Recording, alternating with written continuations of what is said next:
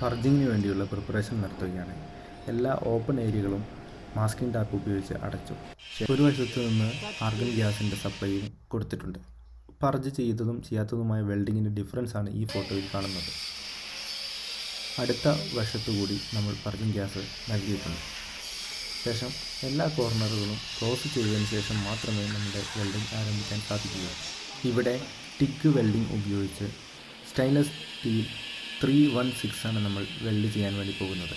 Electronics welding മെഷീനിൽ നിന്നാണ് നമ്മൾ സപ്ലൈ എടുക്കുന്നത്. വോൾട്ടേജും ആംബിയറും സെറ്റ് ചെയ്തതിന് ശേഷം നമുക്ക് വെൽഡിങ്ങിലേക്ക് കിടക്കാം.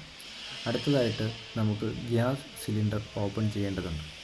ഈ ഗ്യാസ് സിലിണ്ടറിൽ നിന്നുള്ള പൈപ്പാണ് ഇങ്ങോട്ടേക്ക് വന്നിരിക്കുന്നത്. വെൽഡിങ്ങിൻ്റെ തൊട്ട് മുമ്പായി നമ്മൾ ഗ്യാസ് സിലിണ്ടർ ഓപ്പൺ ചെയ്യുകയും പ്രഷർ സെറ്റ് ചെയ്യുകയും ചെയ്യുന്നു. ഇവിടെ നോബ് ഓപ്പൺ ചെയ്യുന്ന സമയത്ത് പ്രഷർ ബോൾ റൈസ് ചെയ്യുന്നതായിട്ട് കാണുവാൻ സാധിക്കും. ശേഷം വെൽഡിംഗ് ആരംഭിക്കുന്നു. ഇവിടെ belt road AWS 5.9 standard ER 316L ആണ് യൂസ് ചെയ്യുന്നത്. ബോട്ടത്തിൽ നിന്നും അപ്വേർഡ് വെൽഡിംഗ് മെത്തേഡ് വഴി നമ്മൾ ഒരു ക്വാർട്ടർ വെൽഡ് ചെയ്യുന്നു. ശേഷം അതിൻ്റെ ഓപ്പോസിറ്റ് ക്വാർട്ടറും പിന്നീട് ബാക്കി 2 ക്വാർട്ടറുകളും ഇതേ പ്രോസസ്സ് റിപ്പീറ്റ് ചെയ്യുകയാണ് ചെയ്യുന്നത്.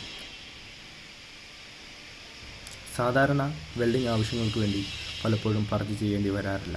നമ്മുടെ നാട്ടിൽ കാണുന്ന സ്റ്റെയിൻലെസ് സ്റ്റീൽ ഹാൻഡിലും മറ്റും ചെയ്യുന്ന സമയത്ത് പർജിങ്ങോ ടിഗ് വെൽഡിങ്ങോ യൂസ് ചെയ്യാറില്ല.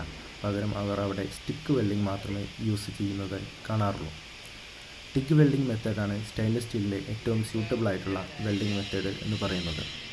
ഈ മെത്തേഡ് പലപ്പോഴും അവലംബിക്കുന്നത് റിഫൈനറി ഗ്യാസ് പൈപ്പ് ലൈൻ വെൽഡിങ്ങിന് വേണ്ടിയും ആണ്.